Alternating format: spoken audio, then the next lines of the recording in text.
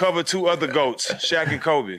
Well, it was fun. I mean, Shaq made things so much fun. I mean, Shaq was a brilliant basketball player who obviously was a big guy. And like Wilt Chamberlain said, nobody loves a giant. So everybody used to beat up on Shaq, and he used to have to take it from the referees and take it from opponents and so forth. And but Shaq's a big, lovable guy, still is to this day. But there was a personality conflict with Kobe because they each felt that it was their team, and obviously Phil Jackson was involved in this, and Shaq was a much more sensitive guy, so Kobe got beaten up upon, and it took a toll on Kobe, and it set him back. It didn't necessarily shake him in terms of his ability to move forward and continue to achieve greatness and want to be the best basketball player of all time. He was myopic in that view. But it wore him down. And so, they didn't have an appreciation. Shaq didn't have necessarily an appreciation of Kobe until it was too late, until him and Phil had beaten him up so bad that Kobe just wanted out and wanted away. And because he wanted away, and they figured that it was better for Shaq to move on. When he went through that diatribe with me in the interview that we did, Kobe had a tremendous amount of venom.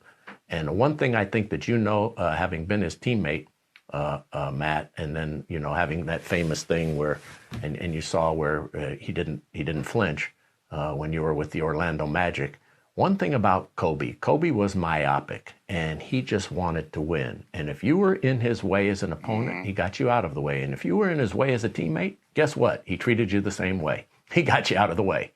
Right. And he did the same thing with Phil. He had total disdain for a long time with Phil Jackson. He despised him. And even Phil wrote in his book that he could feel that hatred coming from Kobe. Now, they ended up fine, and they ended up winning more championships. And they patched it up later in life as they moved on. But Kobe was certainly distracted and distraught with that treatment. And so when he gave that interview, I had to tone him down. I said, Kobe, we can't, and it's in the Talking to Goats book. I said, Kobe, if I put this on the air, there was one statement in particular. I said, first of all, you'll never, ever have any kind of a relationship, let alone win championships with this guy and this organization. But you'll also have a hard time just going to work every day. I said, we'll let the rest of this go because they're your words, not mine. But the one statement that we took out, that I said, Kobe, I'm editing this out. I said, not only for you, but for me, I have to have a relationship with Shaq. He said that Shaquille O'Neal, he was referring to, he said, the guy selling donuts at the 7-Eleven had more pride in his job than Shaq did. And this was the same interview that he had gone public calling him fat and lazy, and that he had surgery on the organization's time, and he would do it on company time instead of his time, why he wasn't ready for the season. And so, it was volatile enough without that. And for the next 2 or 3 years, Shaq, I called Shaq before this interview came out to give him a heads up, because I really liked Shaq and I enjoyed covering him, and we had a terrific relationship, and he didn't want to respond. And then it came out, and he threatened to kill Kobe the next day. In fact, they put in a metal detector over there, and Kobe jumped up and said, let's fight.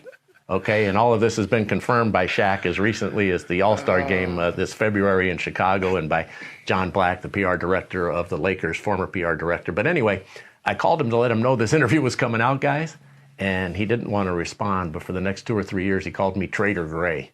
Here comes Trader Gray, and he wouldn't talk to me. Trader Gray, Trader Gray. So we have a great relationship now, and I love Shaq. But when you ask about what it was like to cover them, they had obviously tremendous highs with those three-peat championships, and to see that excellence of one of the greatest tandems in the history of basketball. But they also had some really, really, really low lows. And so it was always unique and interesting. And I loved Kobe. I knew Kobe from the time that he was an infant in his mother Pam's arms.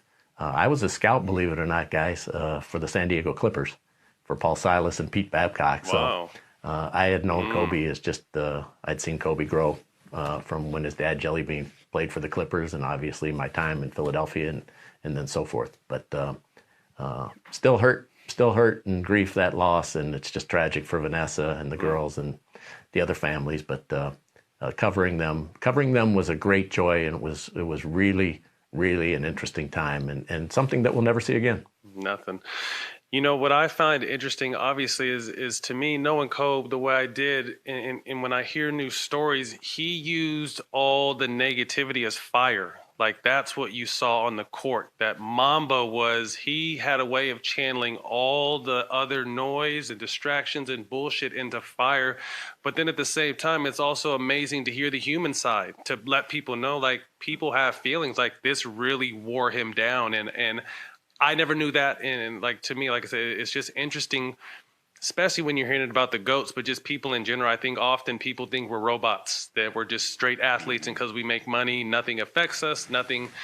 But it's interesting to hear the human and the emotional side of what that caused, you know, because I hear a lot and have been around LA kind of since Kobe got here, and you would hear stuff like, damn, they really did used to fuck with Kobe. You know, I heard one story one time where, and it was confirmed, that Kobe would come on the plane or the bus sometimes with his headphones on but off, just so he can kind of hear what kind of shit that Shaq was gonna, you know, kind of be saying. But you know, everyone, you might have thought they were on, but to kind of hear, you know, the human side and how that did beat him up and wear him down, but to see the finished product of what it turned him into, you know, it was pretty special. Shaq was brutal to Kobe. Okay, he was brutal in many ways. Take all the success aside. I mean, you know, Shaq knows how to get everybody to coalesce around him. He's fun. He's engaging. He's light. Shaq is a great. Yeah, Shaq is a great. You know, I play with Shaq. I love Shaq to death. But like I said, you were around, and then hearing stories, it sounds like it was an all-out attack. Well, he knew how to recruit guys into his camp. And Kobe wasn't trying to be in anybody's camp. Kobe was trying to be the best basketball player ever and win championships. So he wasn't engaged in that type of fraternal order, or, you know, be the Pied Piper, so to speak. And so, you know, it worked against him and hurt him, but it also helped elevate him because he became stronger mentally, that Mamba mentality. And, you know, the good thing is by the end of Kobe's life, you know, they had worked out a detente. They weren't close. They weren't the best of buddies. They didn't hang out. But, you know, they had a detente that they realized the time that they had spent together was special, that it probably had ended too soon. But Kobe went on and did what he wanted to do and proved to himself that he could be a champion with Pau Gasol and with other teammates, and to be the leader of the group instead of having, you know, Shaq make a self-declaration that it was his team. Kobe was able to prove that, no, it was in fact his team. So, and at the end of the day, you know, you probably never know how good you have it till you don't have it anymore. I mean, everybody's life is kind of riddled with that, right? All of us look back and say, you know, that was pretty good. Why did I do things like that? And I think that they had come to that, like I say, that detente where they had come back together, not close, but just not antagonized anymore.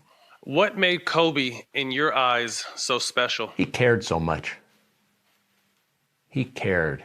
He dug into everything deeply. If he was committed, he was committed. And that meant friendship too, and loyalty. He was very loyal to me. I saw his loyalty play out in numerous ways to a host of folks. And he never forgot. This guy had a memory. You talk about elephants have memories? No. Kobe's have memories. They should rename the term. This guy did not forget anything about anybody at any time. If it was an act of kindness, he always appreciated it. If it was a slight, he had it filed. He had a big cabinet, and he knew. He knew where everybody was all the time, and he had it all sorted out. So he had a great memory, and he could also compartmentalize. And he would use for good what worked for good for him, and use for bad, as you pointed out earlier, that motivation and that fire, and it drove him. And I think the other thing that happened with Kobe is Kobe had thousands and thousands of acts of kindness, and he didn't look for recognition of it. He didn't want that acknowledgement. He didn't want that to go against that Mamba mentality that maybe somehow somebody might figure out that he had a softness, that would work against him. Absolutely. But let's remember what's the most lasting impression that we have now of Kobe Bryant. It's kissing Gigi. It's girl dad, that hashtag. It's not only what he achieved on the basketball court, but it's that love that everybody has for him, what they saw off the court. And I was able to see that, virtually his whole life. And so, and that's what hurts so bad, is that we don't have that anymore. Yeah. I mean, it's crazy you said that the lasting memory, because I felt the same way. I actually got that tattooed on my leg. Her at the All-Star game reaching up and giving her dad a kiss. I got that tattooed on my leg about 4 months ago. So that is, at the end of the day, say what you want. To me, that's what it was for me. Everything else was great, but the dad he was what was so special. And that's what really where our connection grew, was with kids, and him sending my kids shoes, and him coming to my kids' AAU games, and us going to check out Gigi's games.